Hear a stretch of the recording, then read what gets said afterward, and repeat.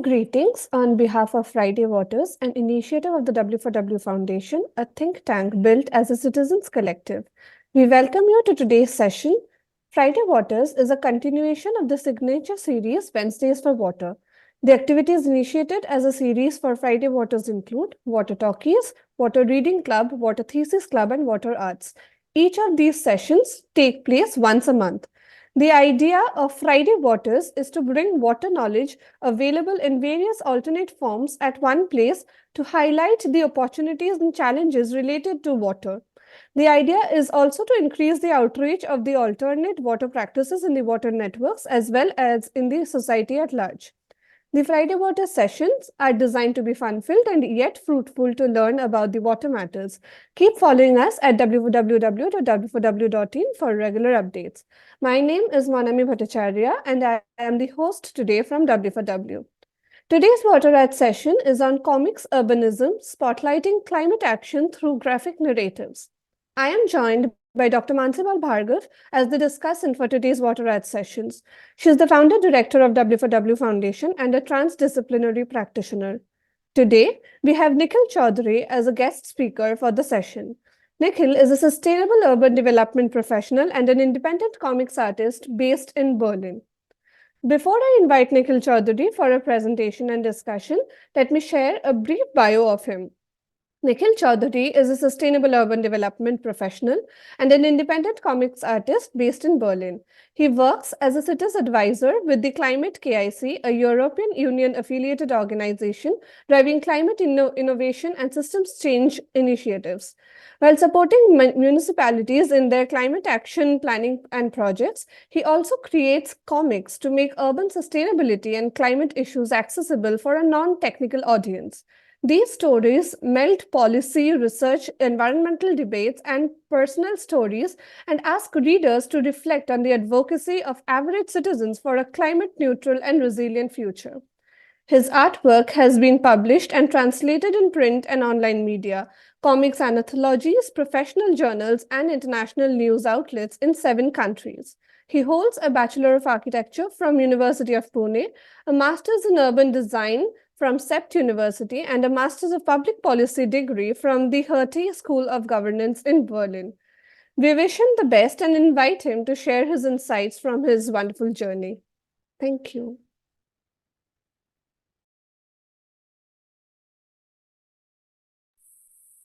Should I begin? Thanks a lot, Monami, for that introduction. And thank you for making the time, those of you who are joining us now. I know it's either a holiday season or a end of a busy work week, so I do appreciate your presence here. And also thanks to the W4W Foundation for giving me this platform to present some of my work. Before I actually dive into the comics stories themselves, a quick preface as to why comics and why climate and why comics urbanism. Now, of course, for the issue of climate, it doesn't need any introduction. It's right at our doorsteps. We, experience it every day. And as many of us are aware, it's a very systemic and complex issue. So it's not just a climate issue, which is why there's no a climate story, but actually it's connected to people, social systems, nature, technology, social innovation, and so on. So it encompasses a lot of fields, and trying to build a narrative focused on climate.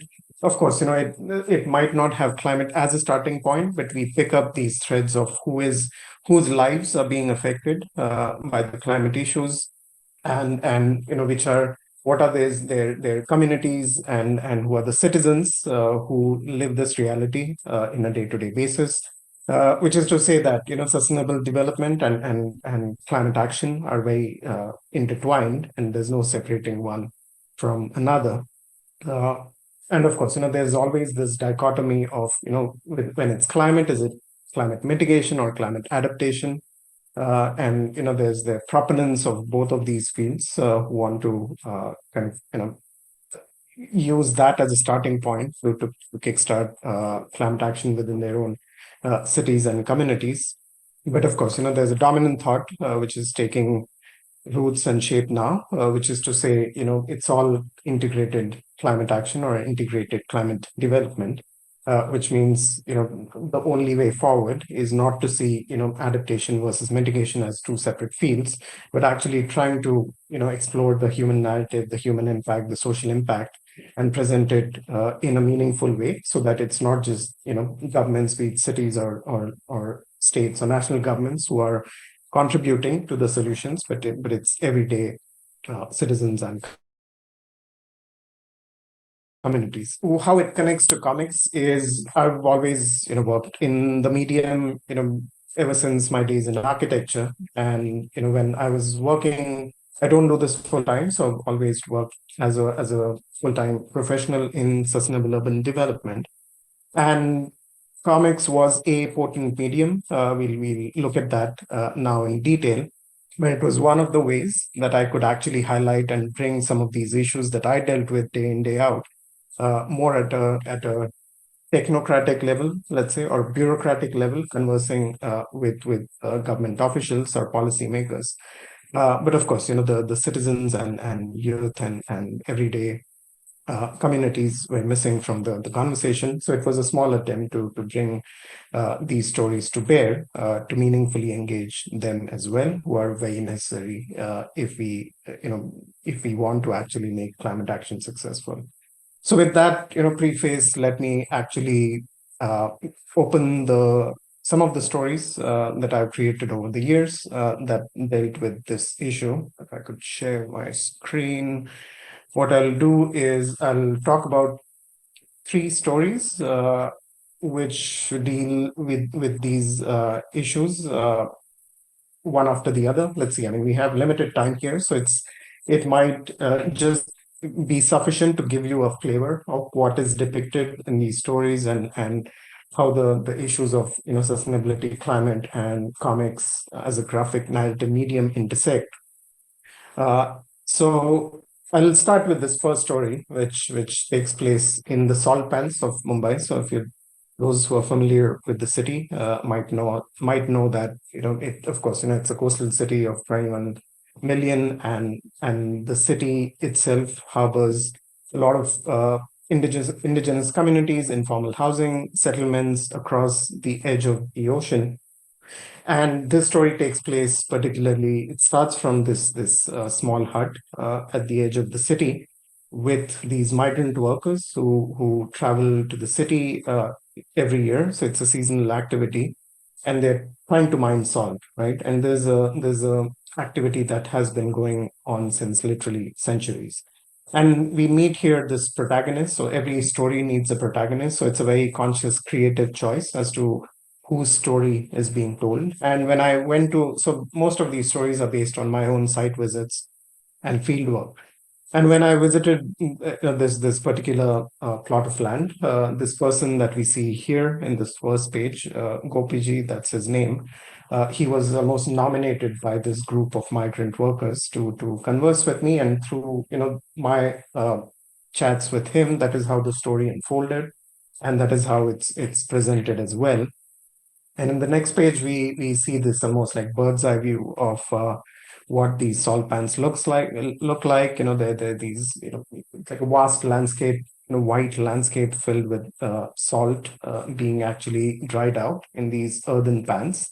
And it happens it because it's the eastern edge of the city, which is less commercially developed, let's say, or not as attractive as the western edge. That's where most of this activity happens.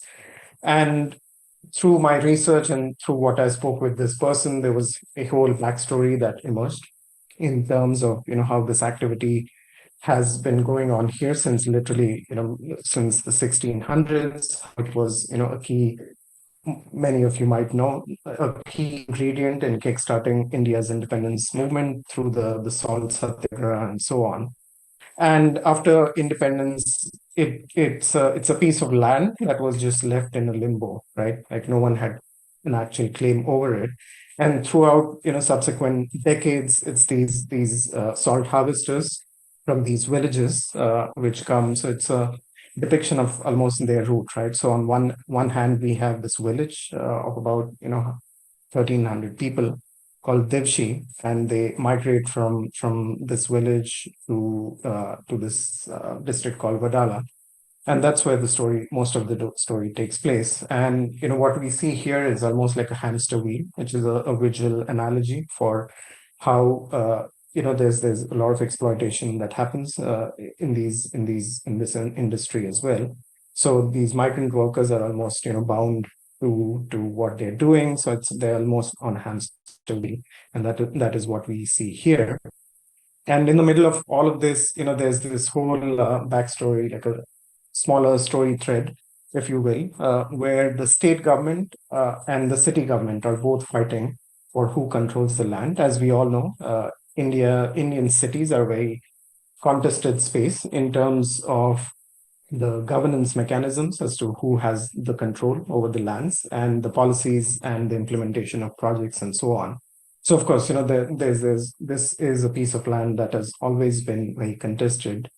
And what I also found out was, because there's almost layers and layers of these informal communities that have built up, there's a certain sort of resentment, right? Which is what we see in this panel as well. So there's some harassment as well of these migrant workers from these other informal communities which are close by. So which gives us an interesting dynamic in terms of the way waves of migration has successfully shaped the city or built the city, and how each of these successive waves kind of resents the other, because they now have claim over the city, and there's always this fear of the outsiders.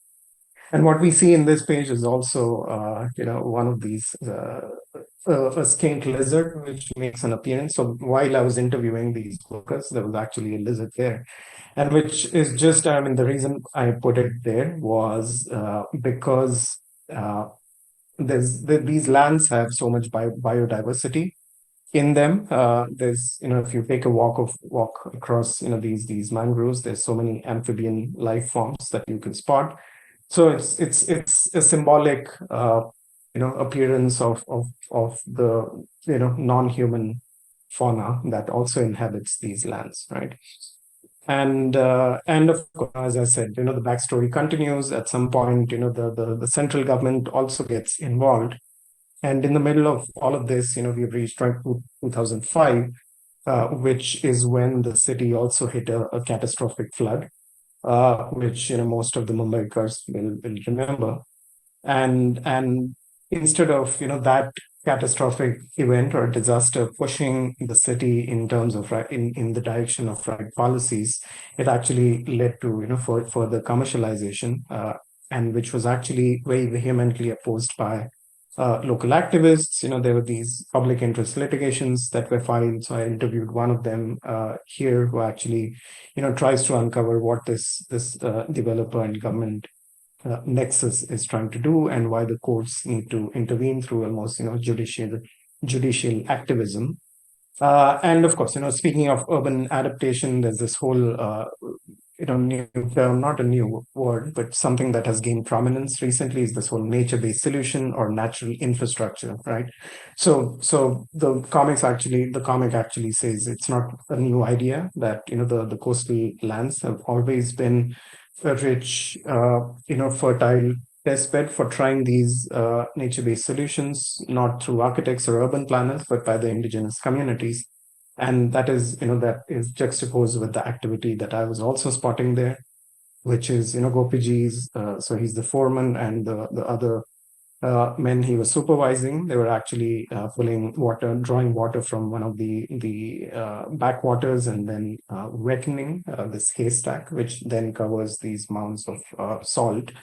Uh, and of course, there are multiple stages that the work actually continued. I didn't see all of it, but it's more of a depiction of what this looks like in practice.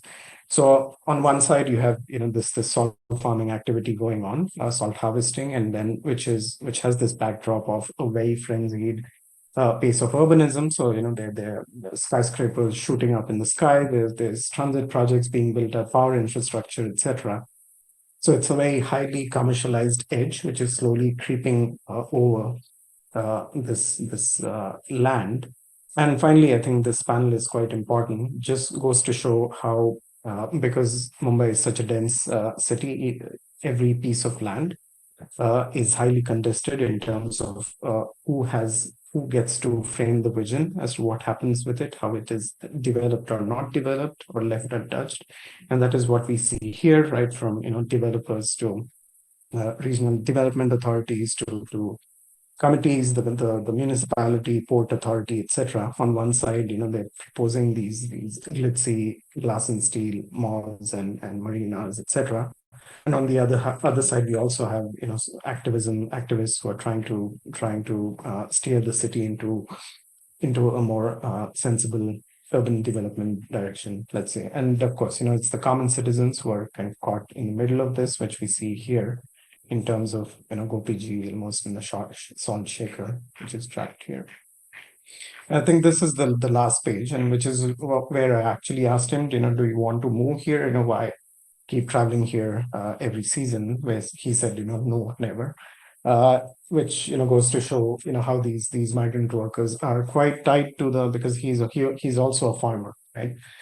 So he tills and harvests his own piece of land in his village, and that's the lifestyle that he's also familiar with and actually likes, and would never trade that peaceful lifestyle for something of a frenzied living in a crowded city. And lastly, I think there's the power of comics that it allows you to show this gradual transformation of how change or transition happens. So we see these salt pans, which then once monsoon hits, these man-made mud pans, they dissolve, and finally the nature takes over, and it's a cycle that repeats across has been happening across literally hundreds of years. Which just goes to show, if you leave nature alone, it'll do its job of healing the landscape. So with that, I'll conclude this story, and then move to the next one, which is sorry, I need to switch between windows. Yeah, here we go. So this second story is sharing the screen again. So this was a collaboration between a research university, a research institute in Berlin, which is called the IRI Thesis Institute. And one of the initiatives they had a couple of years back is they called it scientific comics or science comics. And I was brought in on board to work in collaboration with a PhD candidate, a PhD researcher, uh, called Nadine Schroeder, and she has done some fantastic work in terms of trying to explore the issue of water governance in terms of what are the barriers that local implementation authorities face in terms of implementing these high-level European Union policies, which then need to be implemented either through the national governments or the local or regional governments.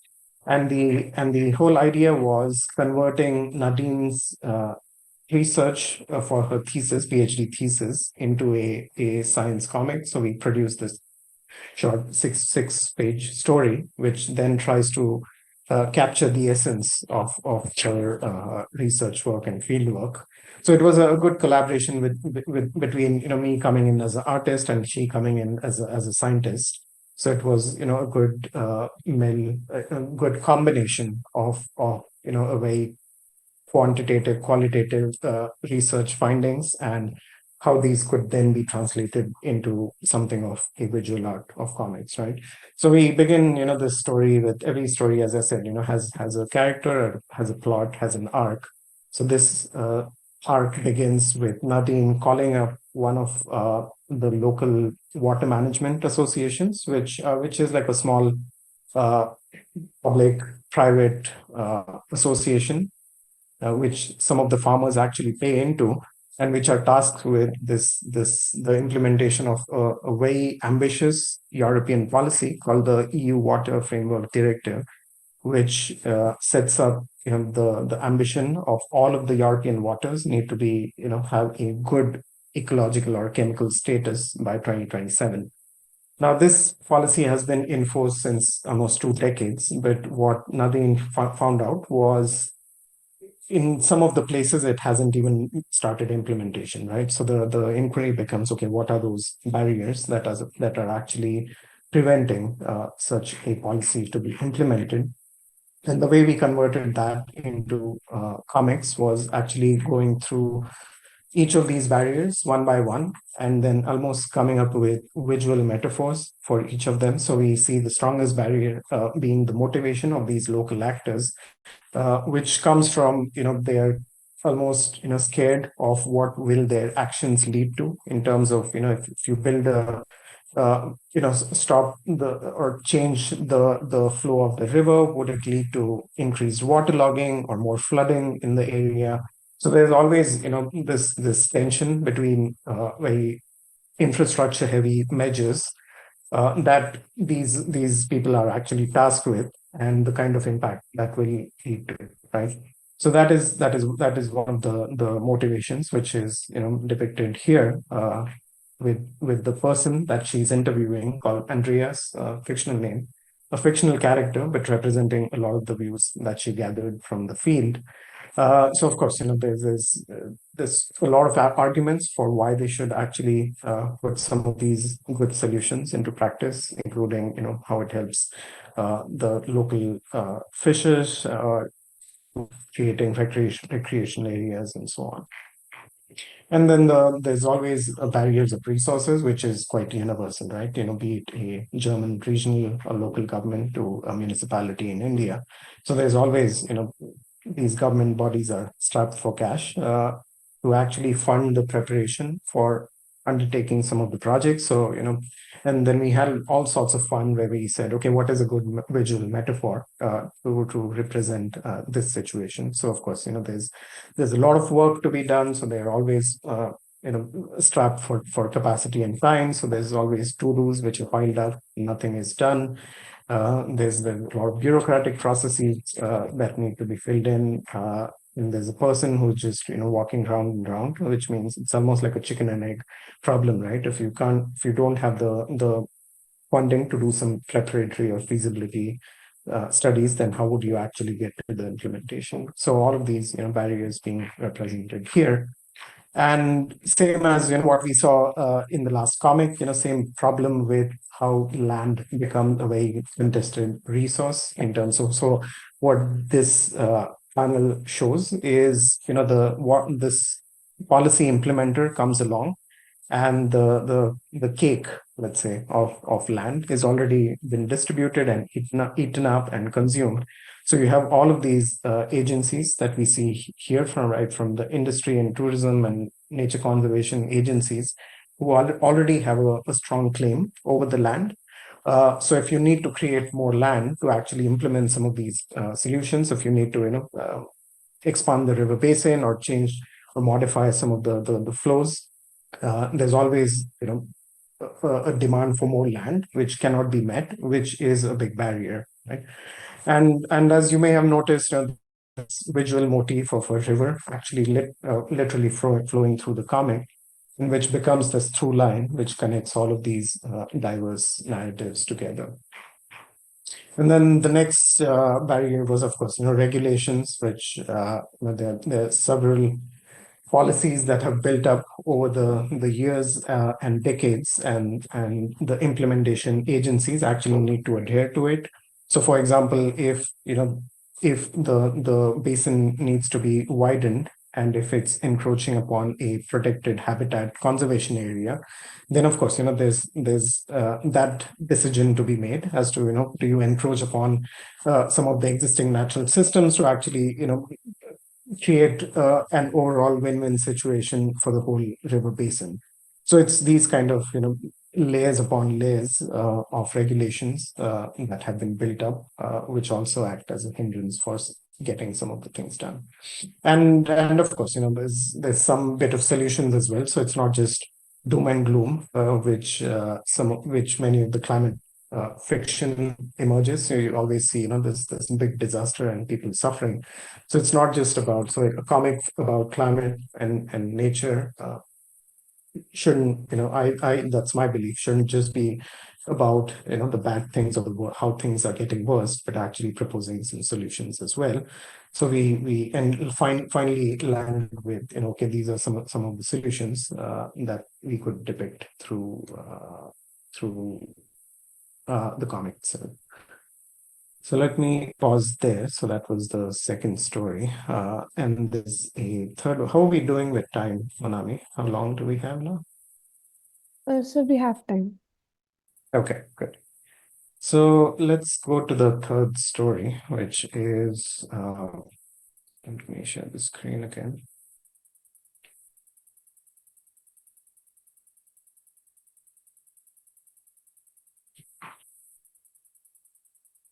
Which is called Lost Uprisings.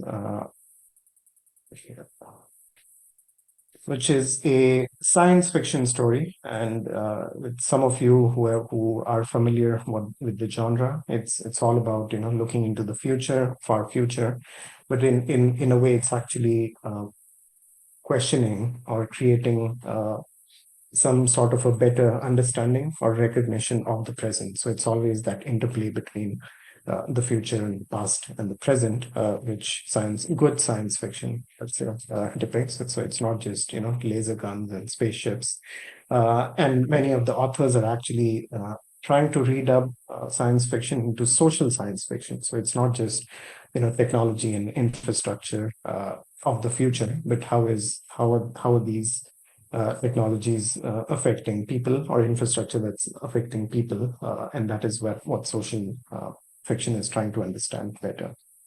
So this story actually, and this story was as a part of a comics workshop which happened in rural Goa, so which is where the story takes place. And of course, as we all know, Goa has this one image of almost like a resort city where you just go to have a good time.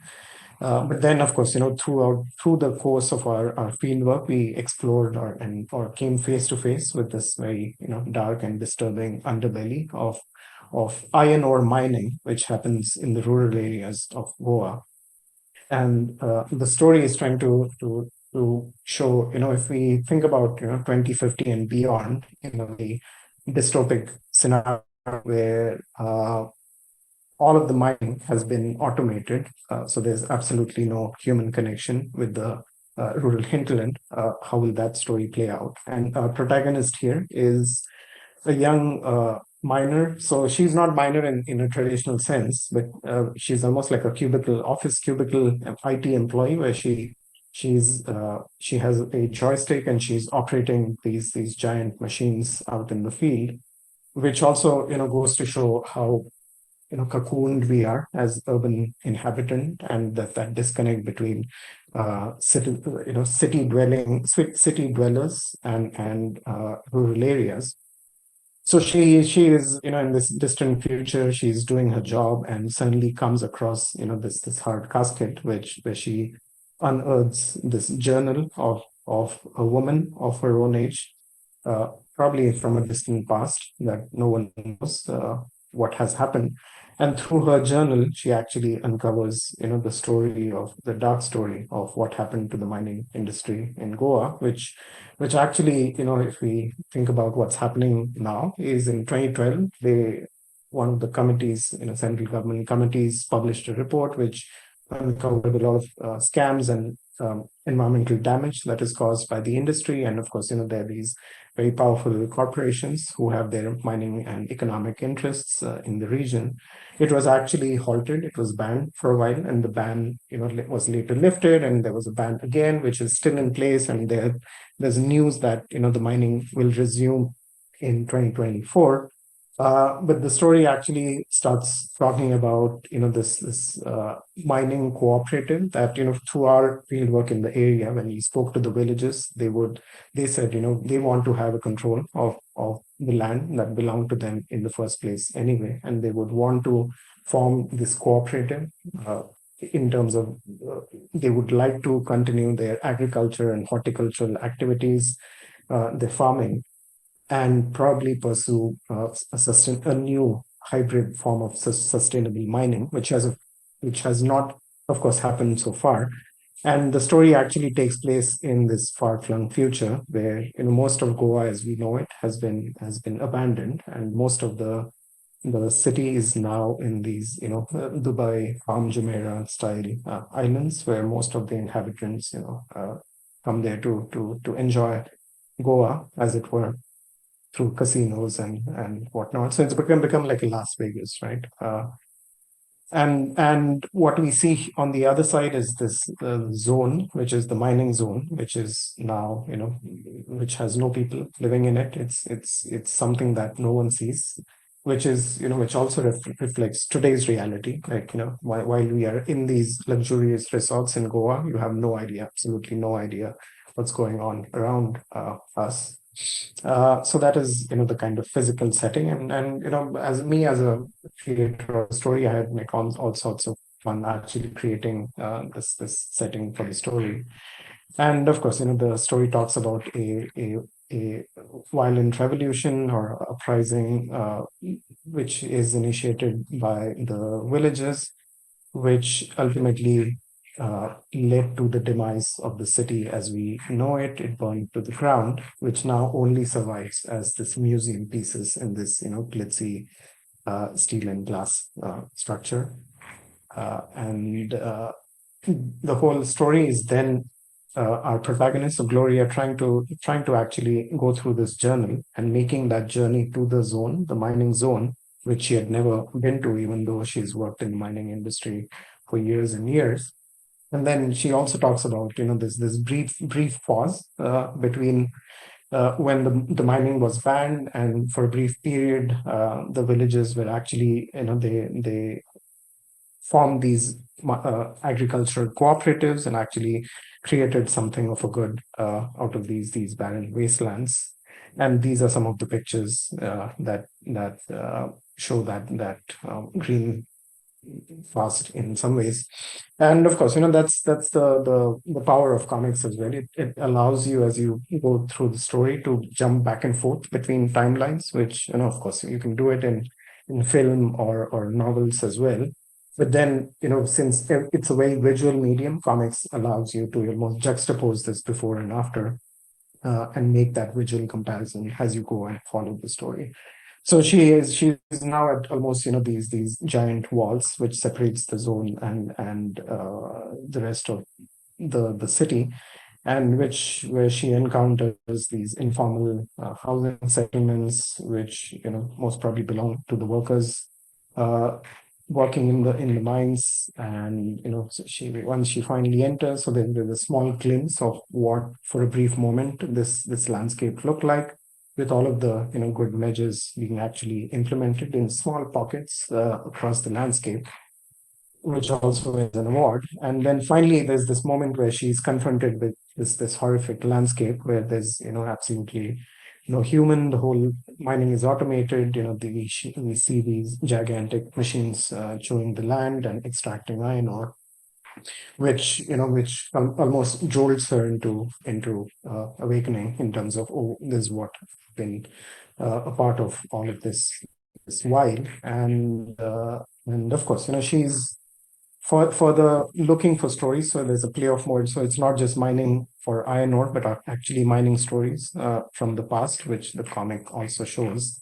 And of course, I won't go into too much depth, but then we know of this huge march that happened at some point, which then led to a very violent confrontation, let's say, of a very autocratic government cracking down on citizens and communities who want to have a say in how the land is developed. And then the last panel is her looking at this huge mining complex and in the horizon, and thinking about the future, and where would she go from here. So that's the third story. And let me stop sharing there. And then finally, what we look at is the last story in this series, which is about smart cities and greenfield development. So let's look at that. So Green Circus was a comics column that I was I so some of the stories I wrote and some of the stories the editors of this magazine called Landscape Architecture Journal wrote. So it was a collaborative effort, and most of the stories actually depicted, the state of uh, landscape planning, landscape architecture, and ecological issues that are dealt with, landscape urbanism and so on. And this story, actually, it's a two-part story that I had a lot of fun creating, was actually about smart cities, which were, of course, that was a buzzword at the time. I'm talking about 2014, 2015, and it still is. But of course, now we see it in a different light, hopefully, with all some of the myths being debunked that, if you wire everything up and set up sensors and digitize everything, it's going to be the smartest city on the planet. And the story takes place in this fictional greenfield city. Greenfield meaning, of course, as you might know, it's created from scratch uh, on land that is not urbanized yet. And there's this fictional city of Samaravati, which some of you might recognize, rhymes with another real life location or a smart city in India.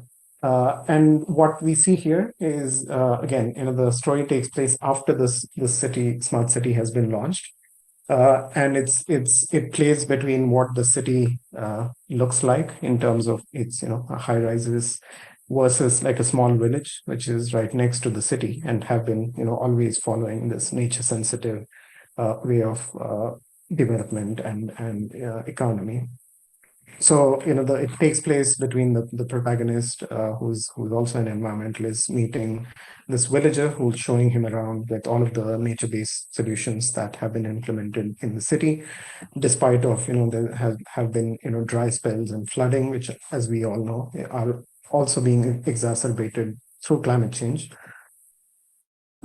And the story uncovers how this project actually led to a lot of vested interest investing in the project. And there was also it's a very short story, so it's giving like snapshot of what happened and how it unfolded until again there was a violent flood, which then damaged a lot of the construction that's going on. So again, like, the skyscrapers then juxtaposed with these very verdant, fertile plains, river plains, and flood plains right next to each other. And we finally, they're talking about how the village has survived while the city has not.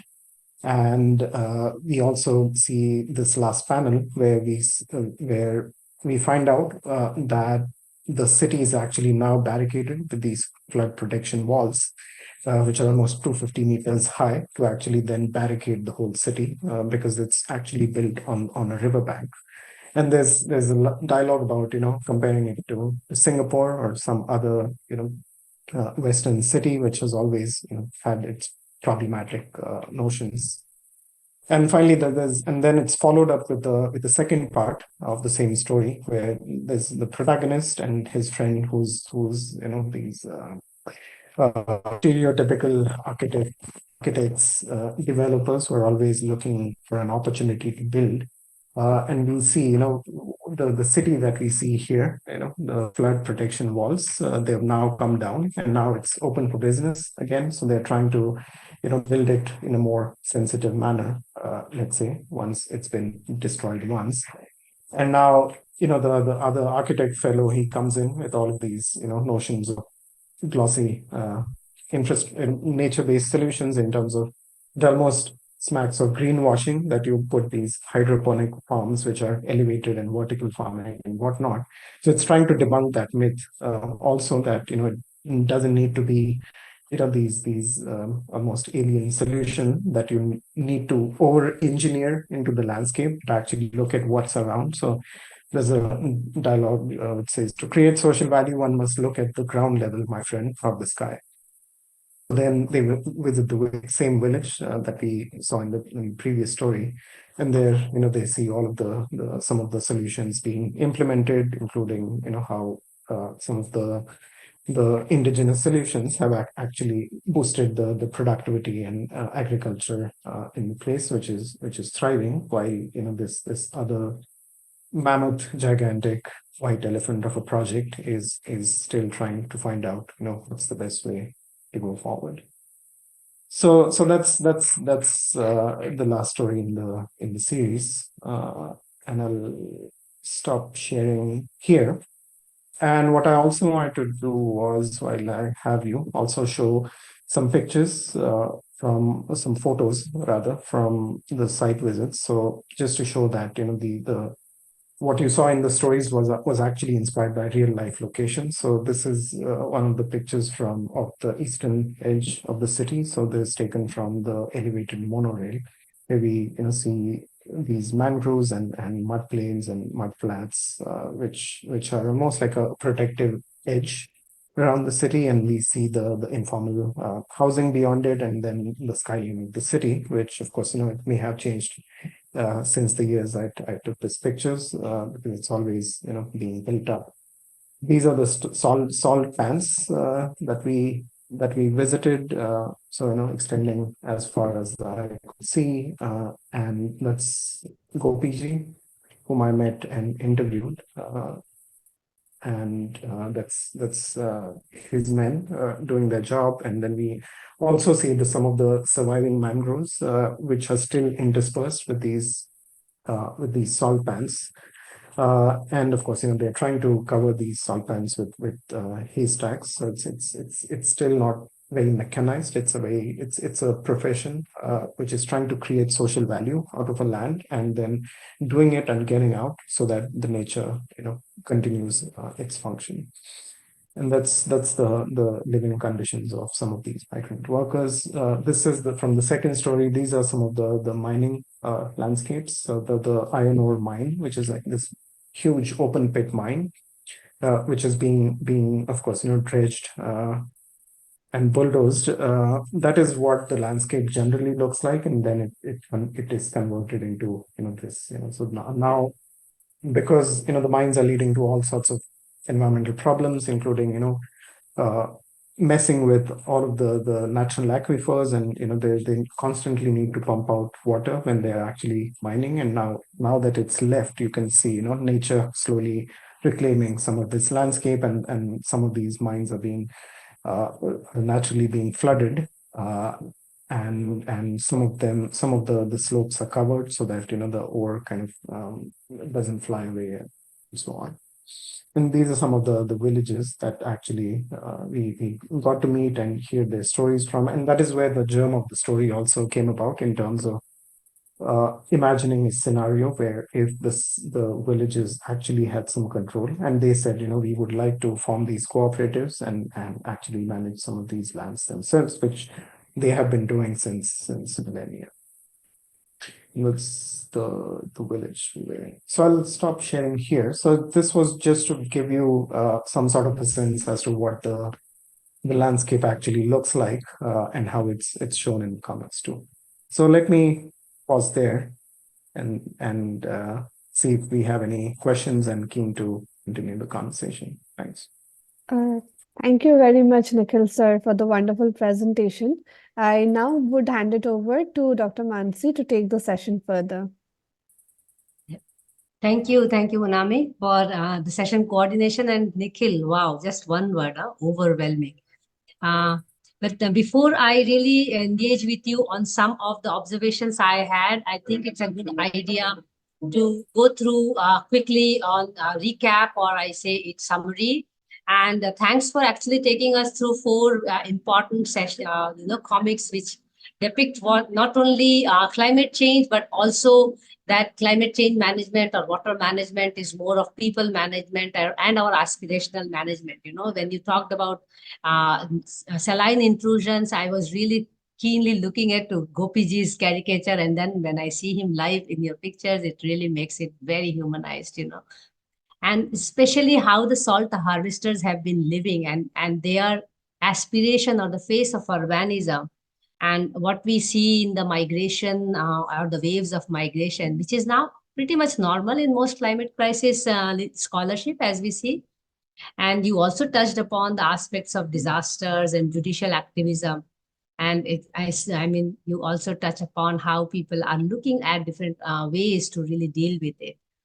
Interesting part about dealing with it when you talk about your comics entrapped between barriers, and it was very nice to see that you also worked through hard science, I will say, when you worked through Nadine's PhD, and you also found out a way, and both of you found out a way to bring a convergence to hard science and soft skills, which I mean, it reminds me of a session which we had some time ago on with Nipesh Narayanan. I wonder if you know him, and Surinder Deshi and team, when they worked on some work on science actually from Sri Lanka, and pretty much similar, like how field work and hardcore research can be converted into soft science to make an impact.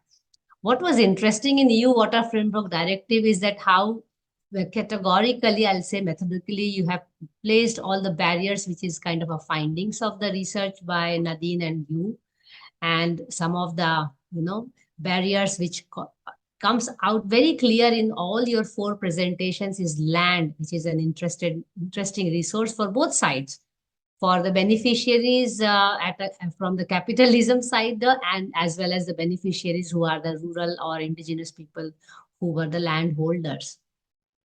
When you talked about lost uprisings, it was another interplay. And I think you have put it very well when you talk about the power of comics, which allows you to interplay between past, present, and future. And for that matter, actually, even between characters and stories from here, you put it together. Another interesting thing which I found from your work is that the protagonist, I mean, weaving a story through someone's lenses, and that someone is actually not you, especially in these four cases where you have presented, although the lens is also yours, but it kind of makes the reader more connected, because then we know that there is someone like me, or who also looks at world or things like this. So that was very interesting to see how a young girl's perception changes despite being part of the activity, and then becoming a kind of considering and rethinking what she is doing and how things are. And I mean, we have seen many of the mining sites in this situation, literally barren, and almost, I should not use this word here, but literally raped from all the resources from the land. But mining and all these cooperatives or land mafias are typical part of it. But very interesting name you gave was Las Goas Corp Steel, and that was quite funny for me. But then when you presented it also through Samravati, I was thinking about, okay, I have Sabarmati River in my city, but I know this is not Sabarmati, but there is a resemblance of smart city and Sabarmati River in Ahmedabad and Amravati there in South, and how vested interest of few politicians are actually playing with the climate change notions and all. And what you showed through the flood protection wall, let me share with you. I have seen that kind of activities done by local government, and a classic example is Ajmer, where they came up with some smart city related developments. And first thing they did was build build a wall around the lake so that they can reclaim the land to build something which will be part of smart city. And that building was funny, that because it was to be wastewater treatment plant. And I don't know how did they think of making this wall and then coming up with some kind of development which is part of smart city. You also talked very interestingly about comparing our cities with international cities, because most of the cities here wants to become Hong Kong, Singapore, New York, and Kuala Lumpur and whatnot. And finally, your talk on greenwashing, which is often now very much in fashion nowadays. So yes, a lot of takeaways from your presentation, and I hope I did justice by summarizing it as briefly as I could, because now I would like to open up some conversation with you. And my first take is very, very naive question, because often if I look through the history, art has been the strongest tool or medium of bringing social reforms. And you being sitting on both sides of profession, one is your hardcore scientific work and policy work, and something which you already said in the beginning, that this is your more passionate work, but of course you are practicing more also as professional work. How do you see today the role of comics particularly? And I saw Arijit Sen also in your field picture, and that was nice to see. How do you see the role of comics? Especially people, even adults can relate with it very easily, and we get carried away. We can read. I mean, I read all your four comics when you said that, yes, I'm going to show these ones. Uh, do you think we can really bring a change to those hard-hitted people, or hard-hearted minds and people who are really making some not so good decisions for our cities? Where can we bring a change in them? Over to you. Thanks a lot, Mansi, and quite thanks also for that succinct summary of all of these four stories. So I think it's spot on and well captured. And of course, as you said, it reflects reality from not just these places which are in the comics, but a whole lot of other places as well. So I mean, coming to the question, I think comics. I mean, the kind of comics that I make, at least, it has a difficult job of trying to create engagement through these human stories or personal stories, right? And then humanize the issue, as you rightly put it. And it has to be sandwiched between some of the hard information. So I think that the whole interplay is, how does the story not get bogged down or boring, in terms of if someone starts thinking, oh, I'm reading a report, they might quickly jump, and they might lose, I might lose their attention, and quickly they might scroll their social media or whatever.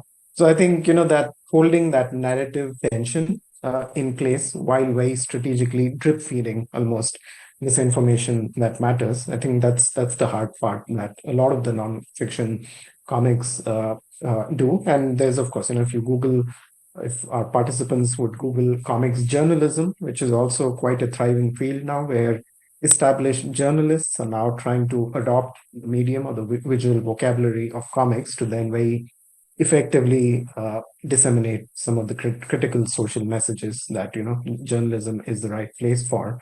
So of course, and then of course, comics can't change decisions, but it's the best way, as some of our attendees also note here, is connecting that bridge between decision makers and those who are actually living this reality day in, day out, and whose lives are going to be affected.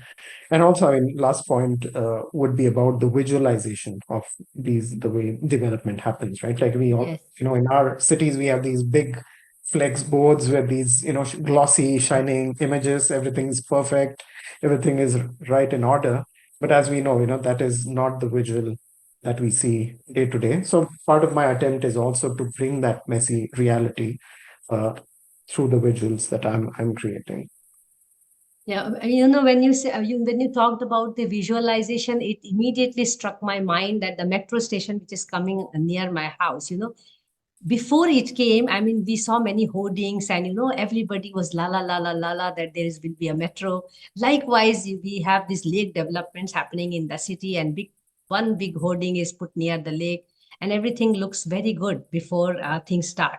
But the moment they start doing the thing, it's not that la la la la. I mean, it's already 10 years the metro is coming up, and the whole place is in mess.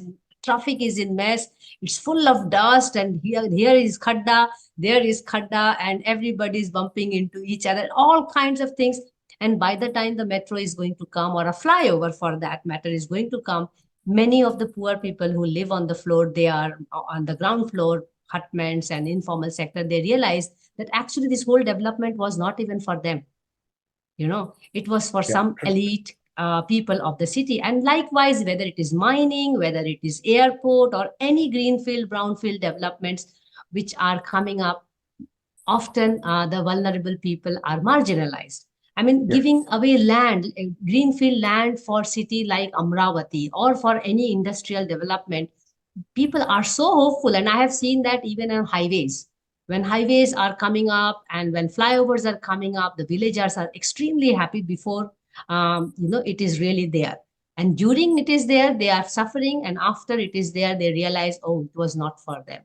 I'm sure you have also gone through this kind of experience from the field, because when you talked about people marching in Goa, that was after a lot of expectations by the local people, when they thought that a lot of good things are going to come their way, until they realized, oh my God, it's quite late. And then they actually got to the streets to march. I mean, it's an old story, but we know that it's still in the hearts of people, when they talk about. What is your experience from the field? I'm sure people are now much more aware that some third party or capitalists are going to come and take away things from them. What's your experience, especially from Goa?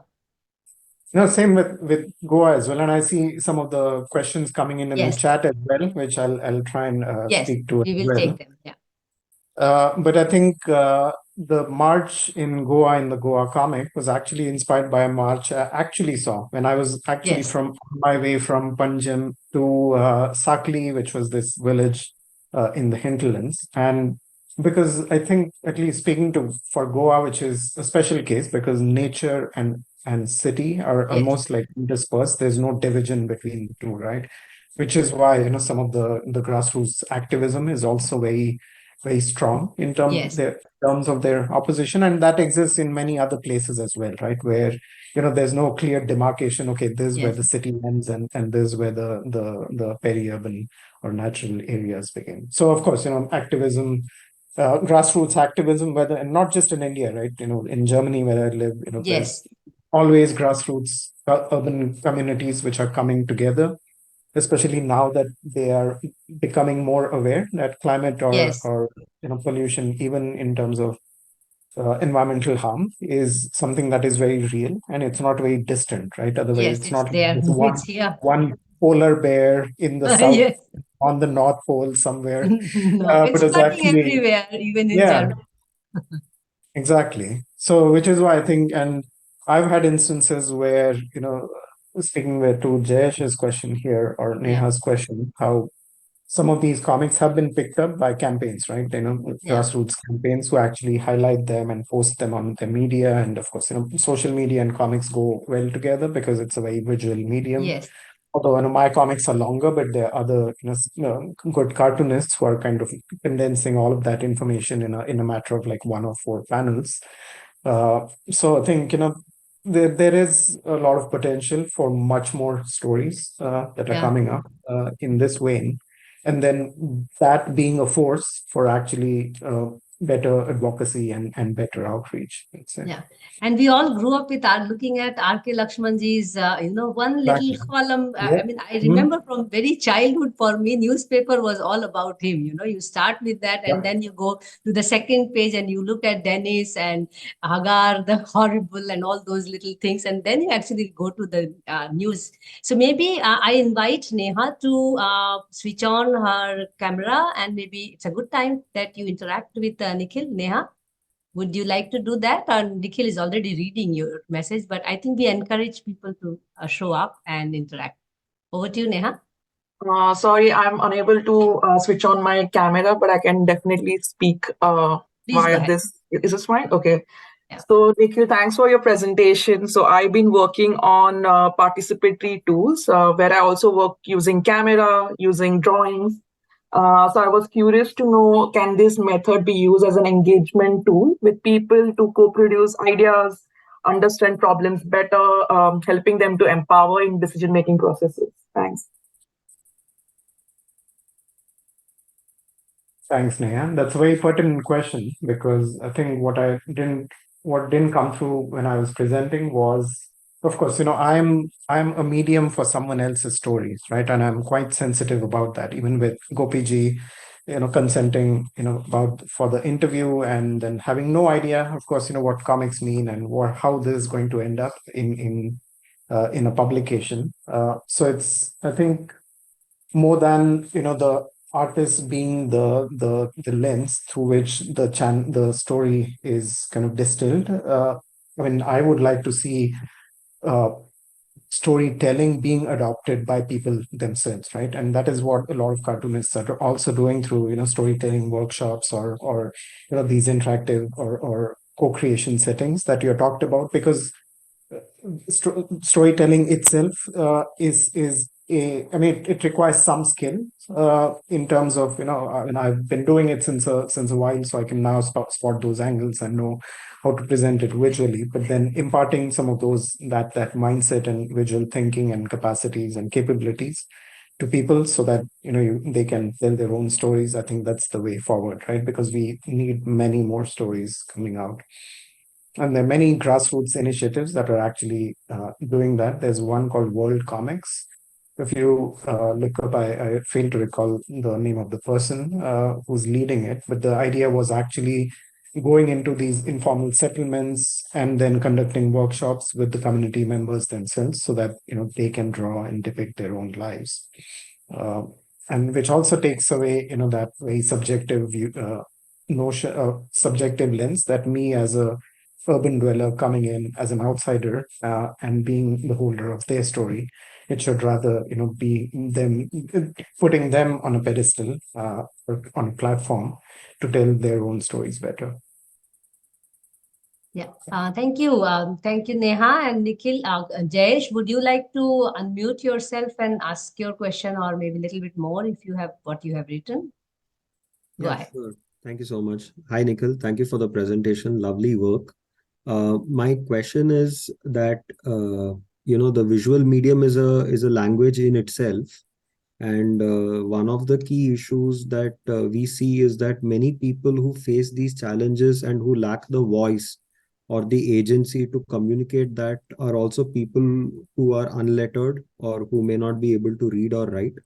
And it's certainly a very powerful realization that the visual medium can become their voice.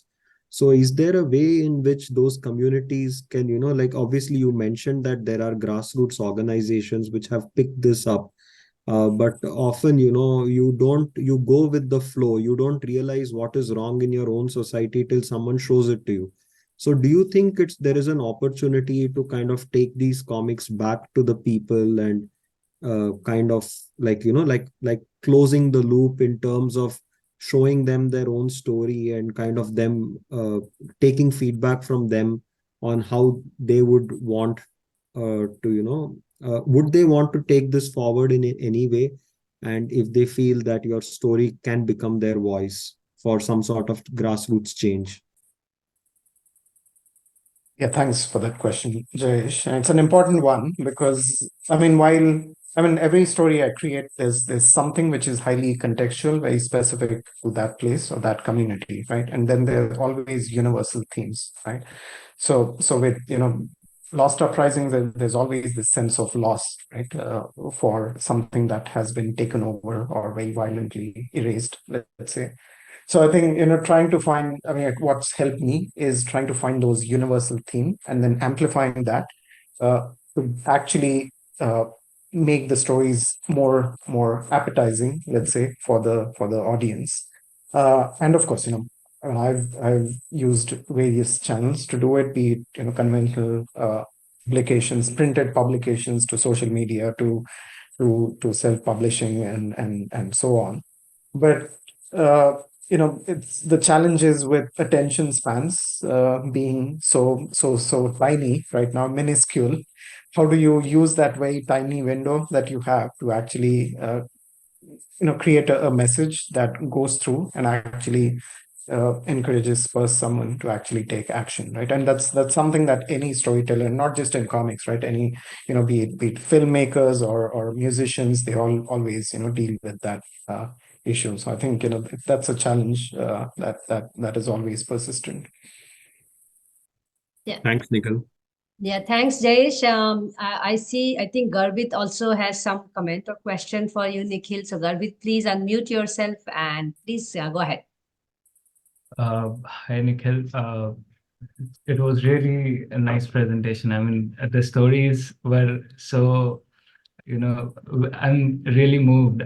So since you are also an urban designer, so I just wanted to ask this question. A lot of utopian stories or a lot of urban stories that are being made into comics or being told talks about the utopian idea of how a city should be, but there are still a lot of people, or a big group of people, who thinks that the another idea of utopian city is more technologically advanced, as we see, like Dubai, or like you talked about the Palm Islands and things like that. So have you come across any artist who supports that idea and thinks of, a optimistic side of that utopian idea? And how was your experience in talking to them? And were any of you was able to convince each other that no, this is the right thing? He's playing a devil's advocate for you. Nikhil, go ahead.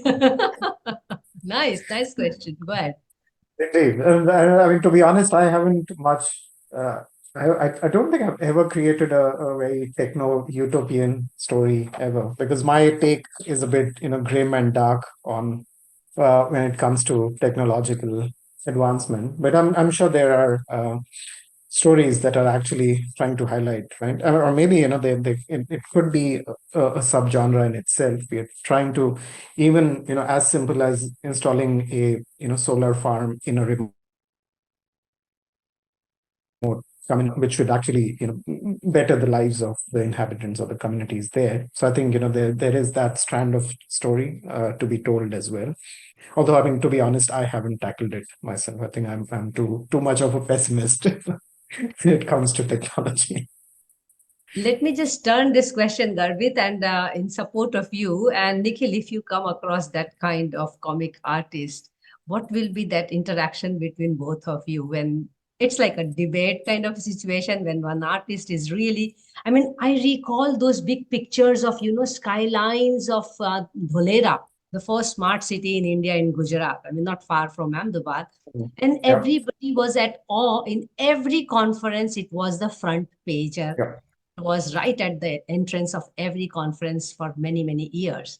So imagine Nikhil and that kind of utopian comic artist sitting in front of each other. And I would like to see what kind of cup of chai you both are having. Go ahead. No, I think there is something to be said about these grand visions, and there's some elements in there which can, make lives better, right? Even if it's, as I said, renewable energies, for example, definitely not carbon capture and storage. That's a whole different ball game.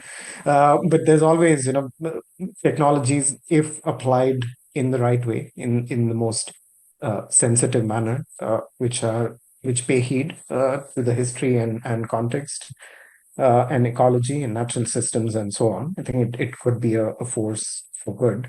And of course, what I mean, my currently, I'm involved in a European project which is all exploring all what systemic innovation means, and which means that the technology and infrastructure is always a layer which is sandwiched, with all of these other layers, so that you're connecting them instead of trying to test one solution there and another solution there and then third solution somewhere else, but actually, trying to, as it's a cliched term, right? Holistic Yes, approaches, the but actually marriage no of one knows what technology. it means.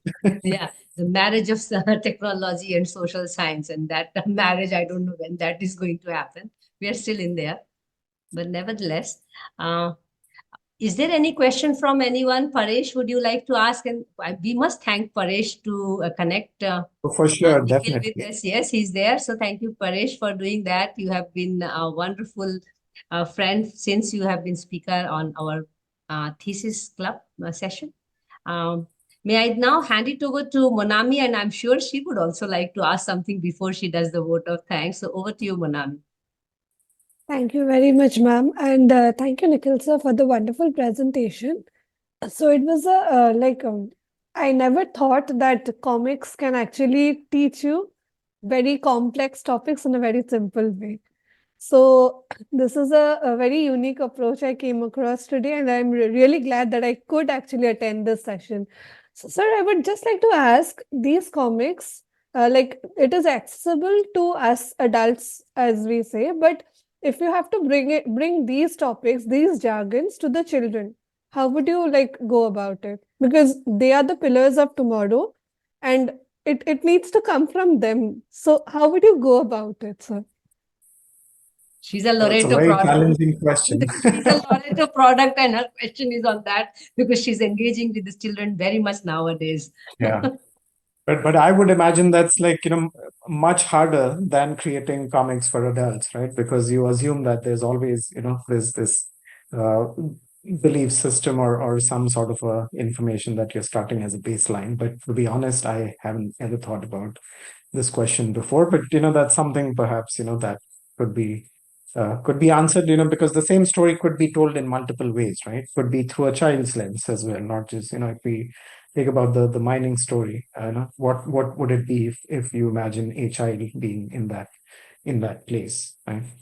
And of course, they might not engage with the surroundings and the systems in the same way, but they will do it in their own way. And if we focus on that part of their behavior, then perhaps we land with a story which can better resonate with that audience or demographic. Thank you, sir. Sir, I'm also sure- I would just like to add over here. Do you think is it a wise idea to add the comic way of teaching in the curriculum itself and not have just words written in the textbooks?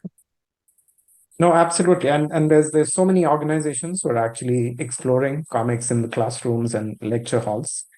I mean, there's a whole stream of academic literature and debate as to how social and development issues are actually being explored through comics. And I can send some links, by creators that have inspired my work as well, and researchers who are working hand in hand with comics artists. So there's definitely a lot of fertile ground there to be covered, and it is already being done. But of course, it hasn't scaled to a degree that every classroom is using the medium to its fullest potential. May I just add a line here, Monami, if you allow? To your previous question on, and because there's a emerging and strong literature, actually a scholarship growing on child in the city, and even climate change discourse is also heavily talking about the lens of children, because as you rightly pointed out, as future, So yes, I think it has a bright future to bring comics into mainstream pedagogy, because anyway, children are not even eating without looking at cartoons. So cartoons and comics are their lives all the time. And now even adults like us are glued to all kinds Exactly. of cartoons and comics, So thanks, Monami, and thanks, Nikhil. Over to you, Monami. Thank you very much, ma'am. So thank you, Dr. Mansee and Nikhil sir, for the wonderful interactions. It was a really good experience, I think, for all of us over here to have this discussion and interaction today. I would take the opportunity to announce the next Friday and the Wednesday sessions. Next Friday, we invite you to Water Talkies, a Friday Waters session on 5th January at 5 p.m. to discuss the film The Climate Challenge, directed by Rakesh Rao. The registration link is also shared in the chat box. Please register and circulate. In the forthcoming Wednesdays for Water session on 3rd January, we have the discussion on from local, regional to global lake conservation and management. Please again register. The registration link is also shared in the chat box. We will also continue with Monday Munching with Women for Water every Monday, same time at 5 p.m. IST. We also have an exciting Waterfest coming up in February. Please stay tuned for more updates. We thank you for your support and encouragement to make the water conversations meaningful. Please visit www.w4w.in for more information. Thank you very much for joining.